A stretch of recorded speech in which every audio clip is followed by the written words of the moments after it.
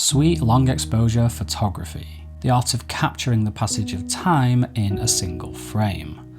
And because of their dreamy, almost supernatural look, you might think of long exposure as a modern practice, but it's actually the earliest form of photography. Because back in the early 19th century, when photography was still in its formative years, photographic plates were so insensitive to light that exposures literally had to take minutes, hours, or even days. Because exposures took so long, moving people and traffic simply faded away. Except for this guy. In the act of standing still for several minutes while having his shoes shined, this unnamed man likely became the first person in history to have his photograph taken. Today, almost 200 years later, with image sensors being far more sensitive to light, long exposures are simply a creative choice rather than a necessity. And you don't even need a fancy DSLR or a milk. Stop trying to make fetch happen. It's not going to happen. You've been able to capture long exposures on iPhones for a while now too, and there are lots of long exposure apps available to help you do this. But none of the apps available were good enough for German long exposure enthusiast Mario Tomiak, so completely by himself, he set out to create his own long exposure app. And this is what he's come up with. It's called Even Longer, and despite sounding like something that you might take to increase your performance, it's a very serious app that is completely focused on one single thing: pure, uncompromised image quality. In the pursuit of the ultimate image quality, certain popular long exposure app features have been left out, including the ability to watch your exposure build over time. Instead, you get a countdown timer, which would usually be a bad thing. But with this app, with Even Longer, I really don't care, because once that timer finishes counting down, I'm going to be left with something that I didn't think was possible. I'm going to be left with a full 12-bit RAW file. Really?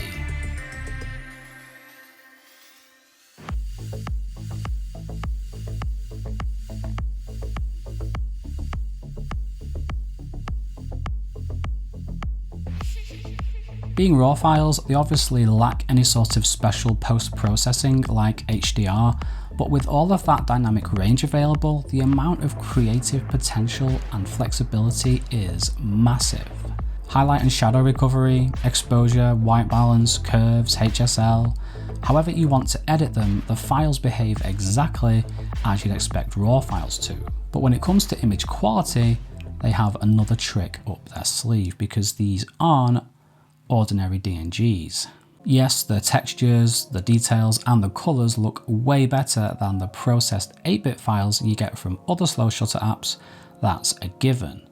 But look what happens when I bring in fellow RAW files from other camera apps. Can you see it? There's virtually no noise in Even Longer's files. But how can these RAW files apparently still be using some sort of noise reduction and still be RAW files? Well, they can't, and that's the kicker. Even Longer doesn't use any noise reduction algorithms whatsoever. But how can this be? Well, the answer actually lies within Even Longer's motion blur. You see, these aren't a single continuous exposure, they're multiple files merged together, just like in other apps. But motion blur in slow shutter apps is not created equal, and developers use different tricks and techniques to achieve the effect, with varying results. For example, some apps like Spectre and Moment use Apple's own Live Photos API, so they're essentially capturing movies, hence you can watch the exposure build and export to MOV. Mario, on the other hand, wanted his app to use a technique called automated frame averaging. But while Apple provides APIs with vast amounts of image processing capabilities built in, they don't have anything that allows you to combine huge amounts of images into one single file. So in order to support automated frame averaging, Mario had to create his own image processing pipeline completely from scratch. As you do. Now, Mario is keeping a lot of the details about his processing pipeline a closely guarded secret. But frame averaging in and of itself isn't a special algorithm. It basically takes each pixel from every frame and then over time averages out the value using the full 12-bit dynamic range of the sensor. So on 12 megapixel iPhones, that's 12 million pixels per frame. And if you're using the latest hardware like the iPhone 12 Pro, then even longer is capable of shooting at 12 frames per second. And in order to capture all of that raw data over many minutes or potentially even hours without melting your iPhone, even longer has to do some extremely efficient power and memory management. And it's this resource management that is the secret unsung hero of the app that most people will never even be aware of. And it's so efficient that the app even runs on the first generation iPhone SE. But on that device, you are looking at around 5 frames per second as opposed to 12. And what's most remarkable to me is just how cool my iPhone runs during capture. Here it was 23 degrees and my iPhone was in direct sunlight, but even after 10 minutes of capture, it was still cool to the touch. Whereas after 10 minutes of capture in the Moment app, the phone was red hot and had to dim its screen to cool down. So there's obviously some really clever stuff happening behind the scenes, and that's cool, but how do the frame averaged results compare to other apps? Well, when you're capturing something like a river or a waterfall where you only need a 1 to 4 second exposure, then the results you get from all slow shutter apps are pretty much identical. But when you need a much longer capture time to capture something moving a lot more slowly, like clouds in the sky for example, then it's a different story. Slow shutter cam seems to capture motion blur for about 10 to 15 seconds, but after that things just keep moving. So if you're capturing a single cloud like this, it'll eventually just disappear out of frame. And a sky full of clouds will again blur to a point, but then just keep moving. Moment, on the other hand, produces much better results, with blur continuously building from start to finish, and I'm pleased to say even longer's frame averaging does the same, so it's great for weather and water, and it's also great at making traffic and people disappear as well. In this example, captured over 10 minutes, people were continuously walking right here in front of the frame, but as you can see, they don't show up at all.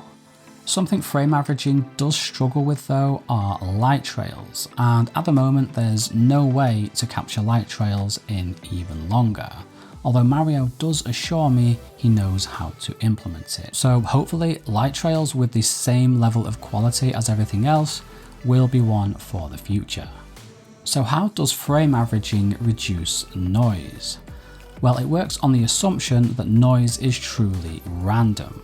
For example, if you take 2 shots that are identical in every conceivable way, composition, lighting, temperature, etc., then the noise in those shots will be different because it's random. So when you take the random noise from one shot and the random noise from another shot and put them together, they'll average out, which improves the signal to noise ratio. In photography, signal is the good stuff. It's the usable information within an image, whereas noise is obviously the undesirable stuff. And the more images you average, the better results you'll get. To a point. You'll find the magnitude of noise drops by the square root of the number of images averaged. So if you average 4 images, you'll cut the magnitude of noise by 50%. If you average 100 images, you'll cut it by 90%. So there's no noise reduction necessary. It's just physics and maths. And those are the 2 headline features, raw and automated frame averaging, but you don't get RAW included. It is an optional in-app purchase. By default, you just get JPEG, and while these still don't get any special processing and they obviously don't have the same level of dynamic range as DNG files. The JPEGs still benefit from the 12-bit RAW capture, so as per Even Longer's MO, these don't look like the JPEGs that you're used to. The actual quality of the files is tip-top.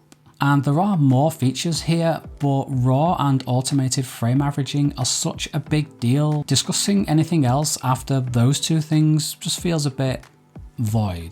So I've decided to make a separate, more hands-on type of video where I go through the interface and the user experience, things like how do you actually achieve your base RAW exposure, which is obviously very important. So check out that video if you've watched to this point and you've decided that Even Longer is for you and you're curious about workflow and things like that. So then, I can relax now. There's a lot of information there. And as I said, it's pure, uncompromised image quality, and Even Longer delivers in spades. Mario has nailed it. I've thoroughly enjoyed using Even Longer over these past couple of weeks since it was released back on May the 30th, 2021. So it really is a brand new app. It's now the 10th of June. So I've been playing around with it for 10 days, and like apart from the light trails, I personally don't have any faults with it whatsoever, and it hasn't crashed a single time.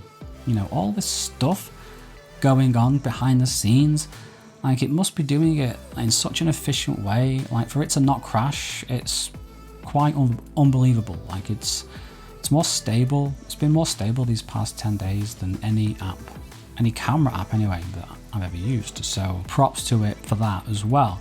Like the last thing you want when you're capturing a long exposure is for it to fail the capture, or there to be an error mid-capture or something like that. So it now lives on my iPhone's main home screen, and I can't wait to see what else Mario has in store. Until then, thank you so much for watching. Take care, stay curious, and back around.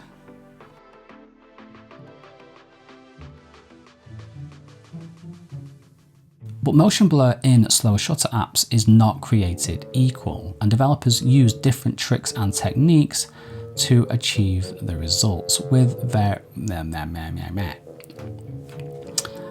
But motion blur in slow shutter apps is not created equal, and developers use different tricks and techniques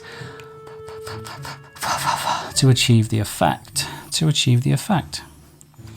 A lot of the details about his processing pipeline a closely guarded secret. But frame averaging in and of itself isn't what isn't it, Dave? You'll tell us what it is, but first tell us what it isn't. It's very important. What is it? It's not a special algorithm. That's what it's not. But frame averaging in and of itself isn't a special algorithm. But frame averaging I can't wait to see what else Mario has in store. Until then, thank you so much for watching. Take care, stay curious, and